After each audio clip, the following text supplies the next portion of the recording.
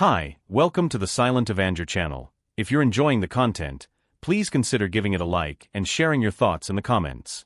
Let's dive into today's story. I'm Steve. Never thought I'd be here typing this out, but life has a way of flipping you upside down when you least expect it. I was always the glass half full guy, you know? The kind who'd find a silver lining even in the worst situations. But these past few months, it's been like watching my world crumble in slow motion. For a while, everything seemed perfect, or as close as you can get. I married Constance, my college sweetheart. She was beautiful, ambitious, and had this way of making you feel like the only person in the room. We built a life together, bought a home, even talked about starting a family. I was climbing the corporate ladder, and she was thriving in her PR job. We had this unspoken promise: no matter how crazy life got, we'd always have each other. Then one evening, I got home late from work. Constance was in the kitchen, unusually quiet. She had that look on her face, the one that tells you something's off, but you can't quite put your finger on it. I brushed it off, thinking it was just a bad day at work. But as the weeks went by, the distance between us grew. Little things she used to care about, our Sunday coffee runs, impromptu dance sessions in the living room, stopped happening. The truth hit me like a freight train on a random Tuesday night. I was in the living room, going through emails, when her phone buzzed on the counter. She was in the shower, and the name flashing on the screen wasn't one I recognized: Tony Copeland. I didn't want to jump to conclusions, so I waited. When she came out of the bathroom, I casually asked, "Who's Tony?" She froze for just a second, just enough for me to notice. Then came the excuses. "Oh, he's just a coworker. We're working on this big project. Don't overthink it, Steve." I wanted to believe her. I really did. But that night, as she slept, I did something I never thought I'd do. I checked her messages. What I found. It was like a knife to the gut.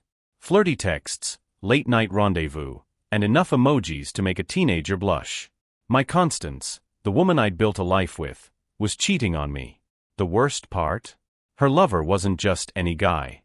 Tony Copeland was a rising politician in our town, a man with a fake smile and an even faker handshake. I'd met him at a fundraiser Constance dragged me to months ago. The man had charisma for days, but something about him felt off. Now, it all made sense.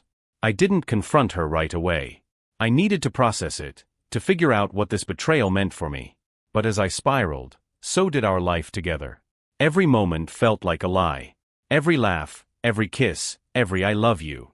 That's where this story begins. It's not just about a cheating wife or a broken heart. It's about what happened after, the fallout, the secrets I uncovered, and the surprising people who helped me piece my life back together. This is just the start, and I hope sharing it will help me, and maybe someone else out there, find some clarity. After that night, everything felt surreal. You ever have one of those dreams where you're yelling, but no sound comes out? That's what my days started to feel like, walking through life in silence while my brain screamed at me to do something, anything. Constance acted like nothing had changed.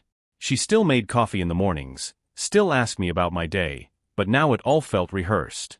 Her phone was glued to her hand more often, and when I tried to get close, she'd brush me off with excuses about work stress or being tired. I started paying attention to things I'd once ignored, like how her laughter sounded more genuine when she was on her phone than when we were together, or how she'd work late more often but come home with her makeup looking fresh. I told myself I needed proof before I confronted her. I wasn't ready to blow up my marriage without being absolutely sure. So I did what any guy in my position would do. I became a detective. And let me tell you, it's a miserable job when the case involves someone you love. I installed a GPS tracker on her car, a little device I picked up online after watching way too many YouTube tutorials. I figured if she was telling the truth, I'd just feel like a paranoid idiot for a few weeks. But if she wasn't, well, I wasn't ready to think about that. The first few days, her routine seemed normal. Office, errands, home. I almost convinced myself I'd made a mistake. But then one Thursday, she told me she was heading to the office for a late meeting. The GPS told a different story. Her car didn't go downtown. It stopped at a boutique hotel on the other side of town. I sat in my own driveway, gripping the steering wheel so hard my knuckles turned white. My first instinct was to drive straight there and catch her in the act, but something held me back. Maybe it was fear. Maybe it was pride. Either way, I didn't go. Instead, I waited for her at home. When she walked in hours later, I asked her how her meeting went. She looked me in the eye and lied so smoothly it made me question my own sanity. "Productive," she said, setting her bag down and kissing my cheek like nothing was wrong. I knew I couldn't keep this to myself much longer, so I told my best friend Matt. Matt and I go way back to college. He's the kind of guy who'd give you the shirt off his back but wouldn't hesitate to call you out on your crap. When I told him everything, he was furious. "You need to confront her, Steve. Rip the band-aid off. You can't let her keep walking all over you." But I couldn't. Not yet. Something about the way Tony Copeland was involved made this feel bigger than just an affair. It felt calculated, like there was more going on beneath the surface. Matt didn't agree with my hesitation, but he respected it. "Fine," he said. "But you'd better have a plan, man. Don't let this eat you alive." And eating me alive is exactly what it did. The lies. The pretending. The nights spent staring at the ceiling, wondering how my life had gone so wrong. Every time Constance looked at me, I couldn't tell if it was guilt I saw in her eyes or just indifference. I knew I had to act. I couldn't keep living in limbo, letting her lies poison me from the inside out. But when I finally decided to confront her, I had no idea how much worse things were about to get. I couldn't take it anymore. The lies, the fake smiles, it was all too much. One night, after another of her so-called late meetings, I decided it was time. I was done playing detective and living like a stranger in my own home. She walked in around 10 p.m., her heels clicking against the hardwood floor. She smelled like a mix of perfume and something bitter, probably guilt, though I doubt she'd admit it. She tossed her keys on the counter like it was any other day, but for me, it wasn't. "We need to talk," I said, my voice low but firm. She stopped mid-step, turning to look at me. "Can it wait? I'm exhausted." "No," I said, standing up from the couch. "It can't wait." Her eyes flickered with something, panic maybe? Or annoyance. Either way, she knew I wasn't backing down. "What's this about, Steve?" I gestured toward the dining table. "Sit." She hesitated for a moment before pulling out a chair. I stayed standing, pacing a little, trying to find the right words. Finally, I stopped and looked at her. "Who is Tony Copeland to you?" Her expression barely changed, but I caught the slightest twitch in her jaw. "He's a colleague. I've told you that. Don't lie to me, Constance. I've seen the messages. I know about the hotel." Her face went pale, but she tried to recover quickly. "You went through my phone," she snapped, deflecting. "That's a gross invasion of privacy, Steve." "Don't," I said sharply, cutting her off. "Don't make this about me. You've been lying to me for months. Who is he?" She folded her arms, her defensive walls going up. "Fine. If you must know, we've been seeing each other. But it's not what you think." I laughed bitterly. "Not what I think. You're cheating on me with a married politician, Constance. What exactly am I supposed to think?" Her tone turned icy. "Don't play the victim here, Steve. Our marriage hasn't been perfect for a long time." That hit me like a punch to the gut. "So it's my fault now?" I said, my voice rising. "You destroy everything we've built, and I'm supposed to take the blame?" She stood, matching my energy. "You're never around. All you care about is work and your corporate games. Tony actually listens to me, makes me feel wanted. And that justifies what you've done." I fired back. "You could have talked to me, Constance. We could have fixed things." "Fix what, Steve? The way you've checked out? The way you've made me feel invisible for years?" I was stunned into silence. She wasn't entirely wrong. I had been busy, distracted by work and the looming corporate merger that had been eating up my time. But none of that excused what she'd done. "I'm filing for divorce," I said finally, my voice shaking. "This marriage is over." Her face twisted into something between anger and disbelief. "You don't mean that." "I do," I said firmly. "Pack your things. You can stay with your boyfriend or whoever else you're lying to." Her mask of defiance slipped for just a moment, replaced by something almost vulnerable. But I didn't care anymore. Whatever she felt, it was too little, too late. She left that night. I watched her walk out the door, my heart breaking despite everything. I wanted to hate her. I wanted to feel nothing. But all I felt was the weight of what I'd lost. Not just a wife, but the life I thought we were building together. And as much as I thought this was the end of the nightmare, it was only the beginning. The house was silent after she left. Too silent. Every creak of the floor, every hum of the refrigerator felt deafening.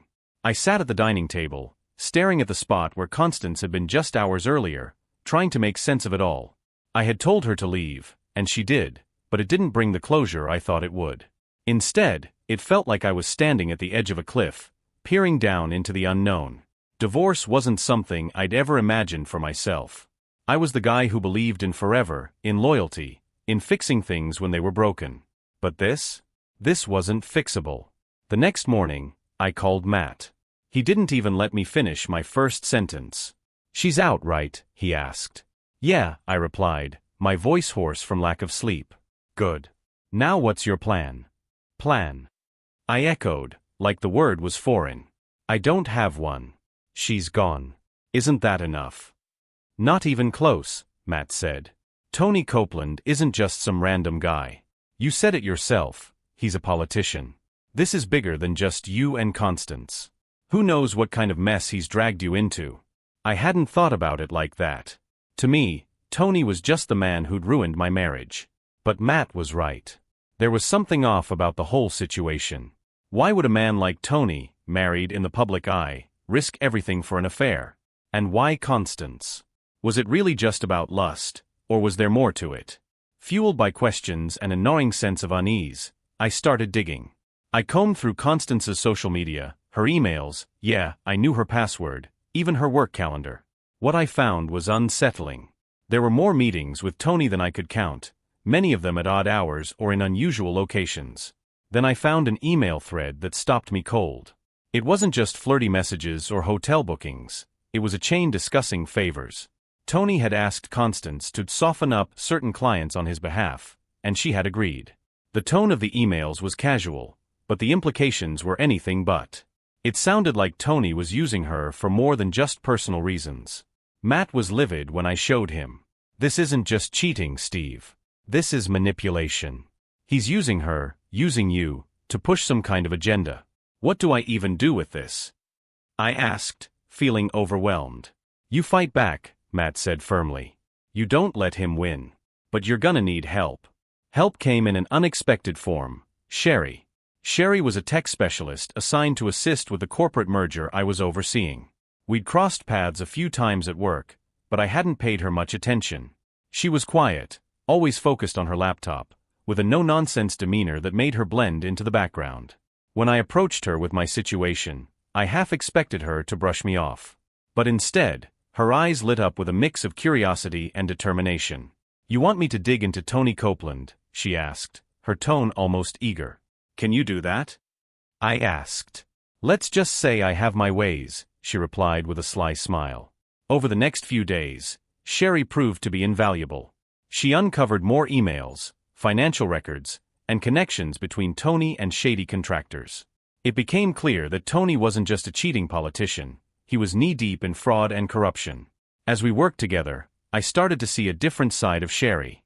Beneath her reserved exterior was a sharp wit and a sense of humor that caught me off guard. She'd crack jokes about the ridiculous lengths Tony went to cover his tracks, and her laugh had this infectious quality that made the whole mess feel a little less heavy. For the first time in weeks, I felt a flicker of hope. Maybe this wasn't just about exposing Tony or getting revenge on Constance. Maybe it was about reclaiming my life, one piece at a time. But just as I started to feel like I was gaining control, the universe threw another curveball my way. Late one night, as I was going through more of the documents Sherry had found, my phone buzzed. It was a text from an unknown number. "Stop digging, Steve. You don't know who you're messing with." That text stopped me in my tracks. My first reaction was denial. Maybe it was a wrong number. But the sinking feeling in my gut told me otherwise. Someone knew what I was doing, and they wanted me to stop. I stared at the screen for a long time, debating whether to respond. But what could I say? "No thanks, I'll keep digging?" Instead, I showed the message to Matt the next morning. "This is serious," he said, pacing my living room. "You need to be careful. You think it's from Tony?" I asked, though the answer seemed obvious. "Who else would it be? You've got his secrets in your hands, and guys like him don't play fair." Matt's words hung heavy in the air. I hadn't fully grasped the danger until that moment. It wasn't just about exposing Tony, it was about protecting myself. I looped Sherry in that afternoon. She didn't seem rattled, though she did pause for a moment, tapping her pen on her desk. "This confirms we're onto something big," she said finally. "Big enough to put a target on my back," I muttered. Sherry leaned back in her chair, her expression thoughtful. "We can't back down now. If we do, he'll just keep getting away with this." Her determination was infectious. I wasn't ready to back down either, but I wasn't naive. I needed to be smart. That evening, I installed a security system at home. Cameras, alarms, the whole works. Matt volunteered to check in regularly, and I kept my phone within arm's reach at all times. For a few days, nothing happened. I tried to go about my life, focusing on work and letting Sherry handle most of the digging. She was incredible, uncovering even more dirt on Tony, embezzled funds, backdoor deals, and evidence of threats against others who had crossed him. But just when I started to think the warning was a bluff, things escalated. It started small, a flat tire on my car. At first, I thought it was a coincidence, but then the same thing happened to Matt's truck after he spent the evening at my place. Then one night, as I was locking up, I noticed something strange, a car idling at the end of my street. I watched it from my window, my heart pounding. After a few minutes, it drove off, but the unease lingered. Someone was watching me. I told Matt and Sherry the next day, and both of them reacted with a mix of concern and anger. "We need to take this to the police," Matt said. "And say what?" I countered. "That a corrupt politician and his goons are stalking me because I found out about their shady deals? We don't have enough evidence yet." Sherry nodded reluctantly. "He's right. We need a stronger case before we can involve law enforcement. But Steve, you should be careful, more careful than you've been." I followed her advice, altering my routine and staying hyper-aware of my surroundings. But living in constant vigilance was exhausting, and I could feel the pressure mounting. A week later, the stalker got bold. I was walking out of my office building late one night when I heard footsteps behind me. At first, I thought it was just another late-night worker, but the steps stayed in sync with mine, shadowing me down the street. I turned around, and there he was, a tall, broad-shouldered man in a dark hoodie. His face was shadowed, but his posture screamed intimidation. "Can I help you?" I asked, my voice steadier than I felt. He didn't answer. He just stood there, staring at me for a moment before turning and disappearing into the shadows. I didn't sleep that night. The next morning, Sherry showed up at my office with coffee and a sense of urgency. "I think it's time we fight back," she said, sliding a folder across my desk. Inside were detailed plans for exposing Tony's schemes, a mix of leaked documents, media contacts, and potential allies who might support us. "Are you sure about this?" I asked, feeling the weight of what we were about to do. Sherry met my gaze, her expression fierce. "If we don't, he'll keep coming for you. This is the only way to stop him." She was right. It was time to take control. Sherry's plan was bold, almost reckless, but it was our best shot at taking Tony Copeland down. Sitting in my office that morning, I felt a strange mix of fear and resolve. Fear because we were about to go up against someone who clearly didn't play by the rules, and resolve because I was done being pushed around. Step 1 was to secure our evidence. Sherry encrypted everything she had uncovered, storing it in multiple locations, both digital and physical. "If something happens to us," she said, her tone dead serious, "this information needs to see the light of day." Next, we reached out to a journalist Sherry knew, a tenacious investigative reporter named Paige who had a reputation for exposing corruption. She was immediately interested in the story, but cautious. "If you're right about this guy, he's dangerous," she warned during our first call. "I'll help, but we need to be airtight." For the next week, I felt like I was living a double life. By day, I was the corporate guy navigating a chaotic merger. By night, I was sifting through files, making discreet calls, and plotting how to dismantle Tony's carefully crafted image. Meanwhile, the threats didn't stop. The same car kept showing up outside my house, its headlights slicing through the darkness like a warning. Anonymous texts became more frequent. "You're in over your head. Walk away while you still can." One night, Matt caught the car idling near my driveway. He approached it with his phone recording, but the driver sped off before he could get a good look. "They're trying to scare you," he said afterward. "Don't let them." Easier said than done. Things came to a head when Sherry uncovered a critical piece of evidence: bank transfers linking Tony to illegal campaign contributions and payouts to silence critics. It was exactly what we needed to take him down.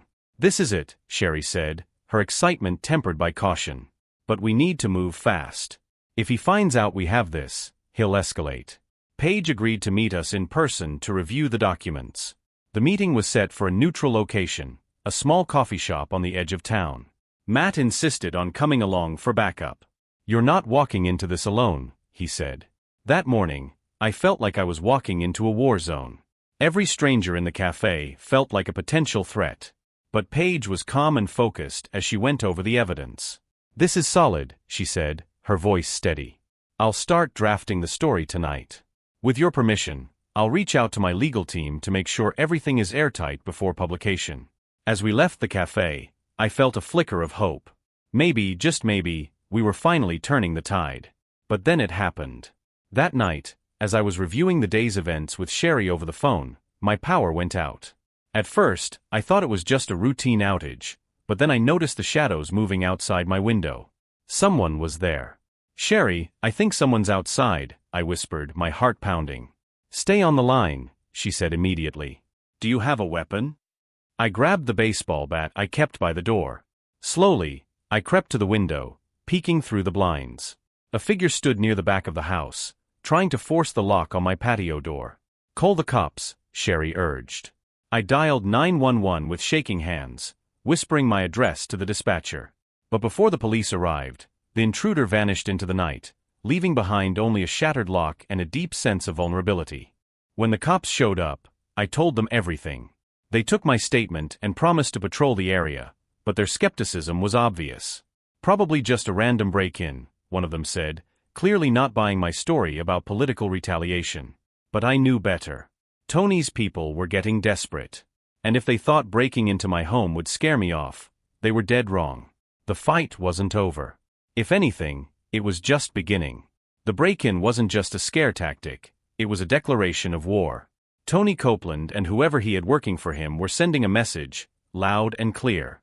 I should have been terrified, and I was, but it also lit a fire in me.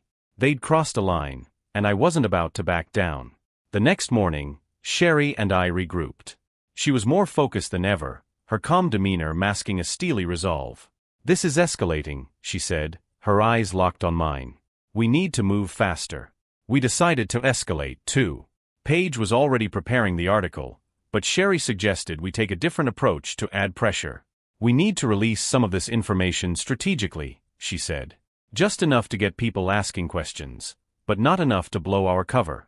The plan was simple but risky: leak portions of the evidence anonymously to trusted sources, bloggers, smaller news outlets, even social media influencers. The goal was to create a buzz, to make it impossible for Tony to sweep the story under the rug.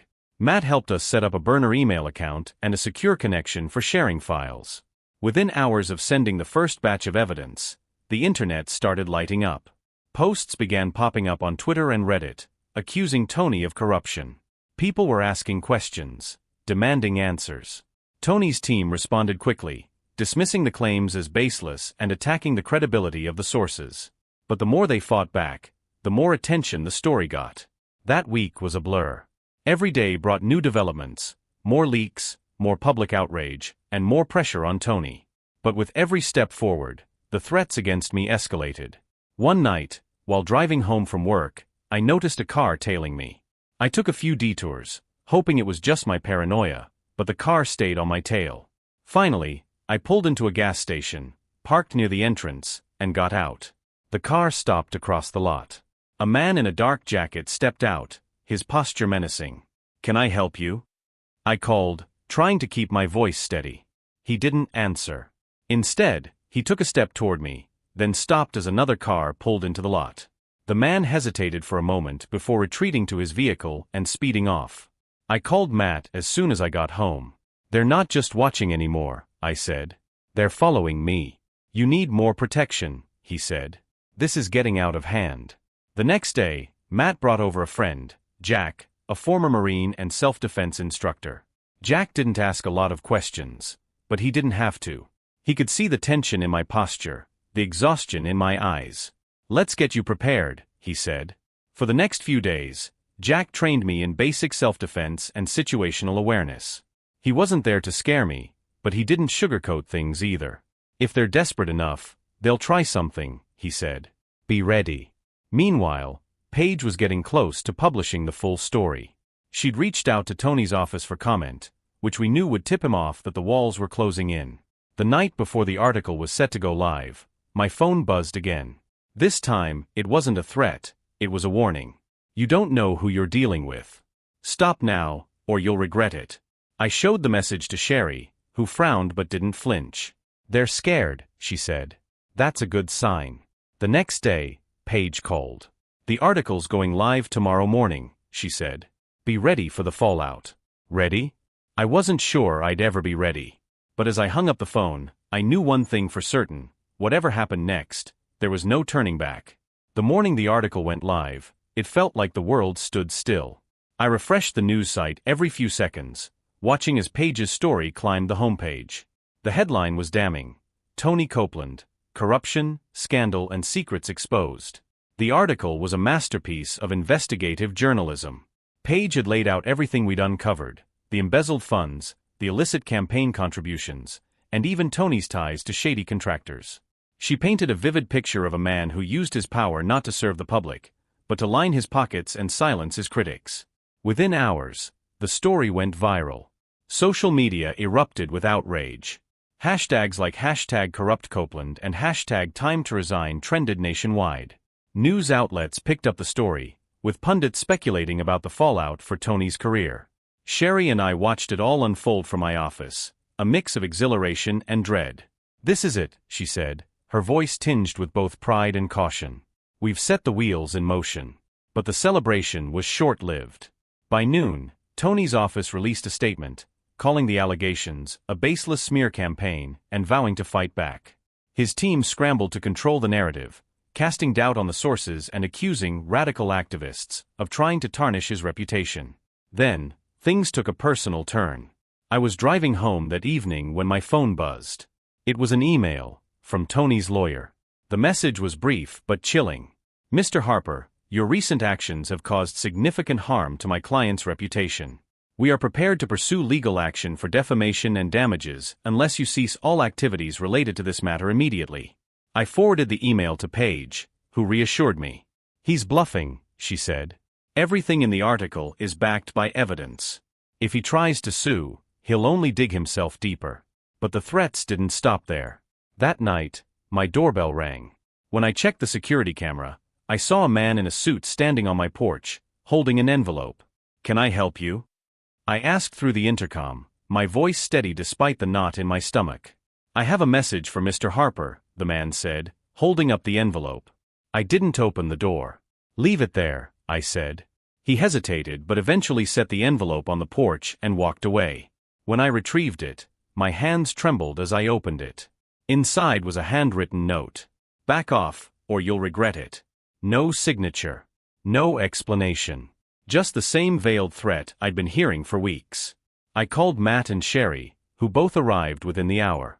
Sherry examined the note, her face tight with anger. This is intimidation, plain and simple, she said. Matt nodded.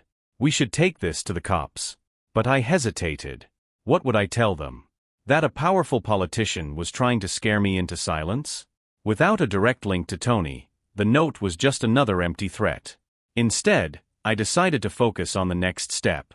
Paige's article had sparked a firestorm, but we needed to keep the momentum going. Sherry suggested releasing more evidence, just enough to keep the pressure on without revealing all our cards. People are paying attention now, she said. We have to make it impossible for him to recover. Over the next few days, we worked tirelessly, leaking more documents and providing anonymous tips to reporters. The public backlash against Tony grew louder, with protests outside his office and demands for his resignation. But as the pressure mounted, so did the danger. One night, I returned home to find my mailbox smashed and a brick on my porch. Tied to it was another note, last warning. It was clear that Tony, or someone working for him, was escalating. But instead of scaring me off, it only fueled my determination. I wasn't just fighting for justice anymore. I was fighting for my life, my future, and my freedom from the grip of a man who thought he was untouchable. And I wasn't about to let him win. The smashed mailbox and brick were a clear escalation, but instead of feeling fear, I felt a surge of defiance.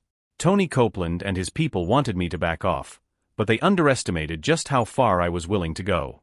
I called the police about the incident, but the officer who showed up seemed more interested in filling out a report than actually investigating. "Probably just some kids messing around," he said, shrugging as he jotted down notes. "Kids don't leave threatening notes tied to bricks," I snapped, but he didn't seem convinced. It was clear I was on my own. Sherry, Matt, and I regrouped the next day. "They're trying to wear you down," Sherry said, her voice calm but resolute. "You can't let them." "She's right," Matt added. "But we need to tighten things up. No more flying solo, Steve. You don't leave the house alone, you don't drive without a tail, and you definitely don't ignore your surroundings." Jack, my self-defense instructor, joined the meeting. He wasn't just there to teach me how to protect myself anymore. He was taking an active role in keeping me safe. "If they're bold enough to smash your mailbox, they won't stop there," he warned. "You need to stay ahead of them." Sherry, ever the strategist, suggested another move. "We should go public, Steve. If you step forward as the whistleblower, it'll be harder for them to intimidate you."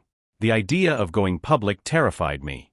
Until now, I'd been operating from the shadows, letting Paige and other journalists handle the spotlight.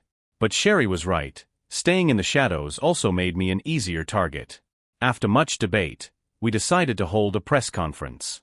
Paige helped coordinate the event, and Sherry worked tirelessly to ensure our evidence was ready to present. "Once you're out there, you'll have the public on your side," she said. "That's your best protection." The day of the press conference arrived, and I was a bundle of nerves. Matt stood by my side, his hand on my shoulder. "You've got this, man," he said. Sherry gave me a reassuring smile. "Just tell the truth, Steve. That's all you need to do." As I stepped up to the podium, cameras flashed and reporters shouted questions. I took a deep breath, gripping the edges of the podium to steady myself. "My name is Steve Harper," I began, my voice shaking slightly. "And I'm here to tell you the truth about Tony Copeland." I laid it all out: the corruption, the fraud, the intimidation tactics. I explained how I'd uncovered the evidence, how Tony had tried to silence me, and how I refused to back down. The room was silent as I spoke, the weight of my words hanging in the air. When I finished, the questions came in a frenzy. I answered as many as I could, deflecting those I wasn't ready to address. The press conference aired live, and by the end of the day, my name was trending on social media. Public opinion was overwhelmingly supportive, with people praising my courage and calling for Tony's resignation. But I knew this wasn't the end. If anything, it was just the beginning of a new battle. That night, as I sat in my living room with Matt and Sherry, my phone buzzed. It was an unknown number. "You've made a mistake, Harper," a voice growled on the other end. "You think the public can protect you? Think again." The line went dead before I could respond. I set the phone down, my hands shaking. "They're not backing off," I said quietly. "No," Sherry agreed. "But neither are we." The call rattled me more than I wanted to admit, but Sherry and Matt wouldn't let me spiral. They reminded me that we had turned the tide. Public pressure was mounting against Tony, and his allies were scrambling to defend him. Every interview, every op-ed, every piece of leaked evidence chipped away at his carefully constructed image. But the threats weren't just words anymore. The next day, while driving to a meeting with Paige, I noticed a black SUV trailing me. At first, I thought it might be paranoia.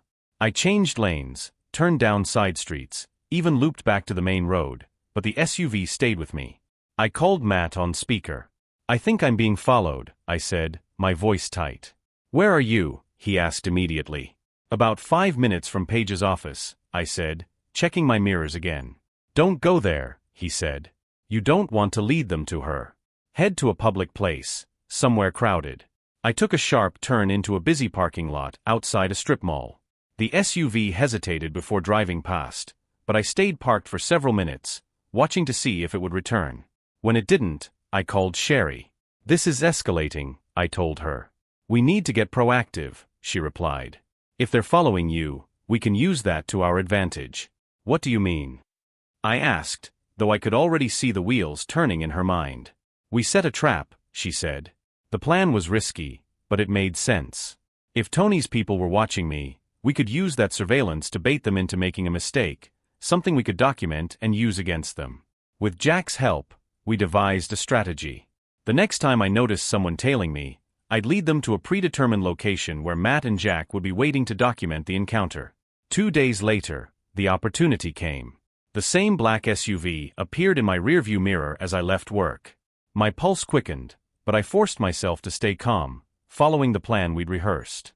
I led the SUV to an industrial park on the outskirts of town, a place with plenty of open space and minimal risk of bystanders getting involved.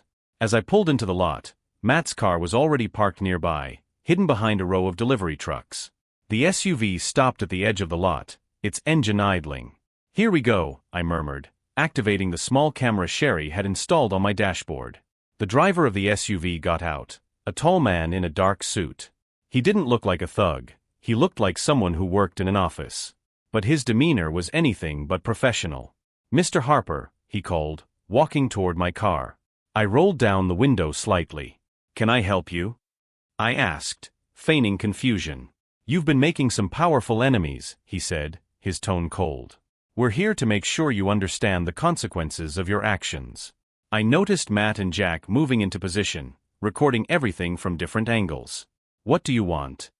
I asked, keeping my voice steady. The man smirked. "We want you to stop. Drop your crusade against Mr. Copeland, or things will get unpleasant." "Is that a threat?" I asked, my hand inching toward the small panic button Sherry had given me. "It's a promise," he said, stepping closer. Before he could say more, Jack stepped out from behind the trucks, holding his phone up. "Smile for the camera, buddy," he called. The man froze, his confidence evaporating as he realized he was being recorded. "Who the hell are you?" he snapped, glaring at Jack. "Just someone who doesn't like bullies," Jack replied, his tone casual but firm. The man backed away, retreating to the SUV. "You're making a mistake, Harper," he growled before driving off. Matt jogged over to my car, grinning. "We got him," he said, holding up his phone. That night, we reviewed the footage. It wasn't much, but it was enough to prove that Tony's people were resorting to intimidation tactics. Paige was thrilled when we shared it with her. "This is gold," she said. "I'll include it in my next piece." For the first time in weeks, I felt like we were winning. But deep down, I knew the battle wasn't over yet. The footage from the parking lot spread quickly once Paige included it in her follow-up article. Headlines everywhere declared, "Copeland's team caught in threatening act." The public outrage reached a boiling point. Protesters gathered outside Tony's office, demanding accountability. For a brief moment, I felt relief. The tide was turning, and Tony's once unshakable reputation was crumbling. But Sherry, ever cautious, reminded me, he's desperate now. That's when people like him are the most dangerous. She wasn't wrong. The next day, my car was vandalized, spray-painted with the word liar in bold red letters. I reported it to the police, but their response was the same dismissive shrug. "Probably some punk kids," the officer said, and I didn't bother arguing. Sherry came up with another idea to keep the pressure on. "Let's go after his financials," she suggested. She spent hours combing through records, tracing transactions, and connecting the dots. What she found was damning: offshore accounts tied to shell companies Tony used to funnel money from his fraudulent deals. "That's the nail in the coffin," she said, handing me the files. We gave the information to Paige, who wasted no time publishing it. The revelation sparked a media frenzy, with news outlets demanding answers from Tony. By the end of the week, several of his allies had distanced themselves, issuing statements condemning his actions. Tony tried to fight back, appearing on a local news program to declare his innocence. But the public wasn't buying it. Every denial he made was met with new evidence proving otherwise. And yet, I knew he wouldn't go down without a fight. Late one night, I received another call from an unknown number. This time, the voice was calm but chilling. "You've made a lot of enemies, Harper. Watch your back." I hung up, my resolve only strengthening. If they thought fear would stop me, they didn't know me at all. The threats kept coming: calls, texts, even whispers around town. But the evidence Sherry uncovered had started a chain reaction we couldn't stop. Tony's offshore accounts were front-page news, and investigations into his finances began snowballing. One morning, Paige called with a development. "Tony's campaign treasurer just flipped," she said. They're handing over everything to the authorities. It was the break we needed. With an insider providing testimony, Tony's house of cards was collapsing. I could almost hear his lawyers scrambling as subpoenas rolled out. But Tony wasn't done. That evening, a private investigator showed up at my door, claiming to know things about me. "Back off, or your dirty laundry becomes public," he said with a smug grin. "Go ahead," I replied, holding firm. "There's nothing you can dig up that's worse than what your boss has done." It was a bluff, but it worked. He left, empty-handed. By the weekend, Tony announced his resignation to focus on personal matters. It wasn't the full justice I wanted, but it was a start. Sherry and I met later to celebrate. "You did it," she said, her voice filled with pride. "No," I replied. "We did it." The victory felt hollow knowing the damage Tony had caused. But for the first time, I felt free from his shadow, his lies, and the chaos he brought to my life. With Tony out of the picture, the whirlwind started to settle. The media frenzy shifted focus, and the threats that had consumed my life began to fade. For the first time in months, I had room to breathe. But breathing didn't mean healing. The aftermath of the fight left scars, some deeper than I'd realized. My marriage was over, my sense of safety shattered, and trust, something I used to give freely, felt like a distant memory. Sherry became an anchor in the chaos. We spent more time together, initially under the guise of wrapping up loose ends. But as the days passed, our conversations drifted from strategy and evidence to more personal things. She had a dry humor that could cut through even my darkest moods, and for the first time in months, I found myself laughing again. One evening, as we went over the last of the documents, she looked at me with a soft smile. "So what's next for you, Steve?" The question caught me off guard. "I don't know," I admitted. "Rebuilding, I guess. Figuring out who I am after all of this."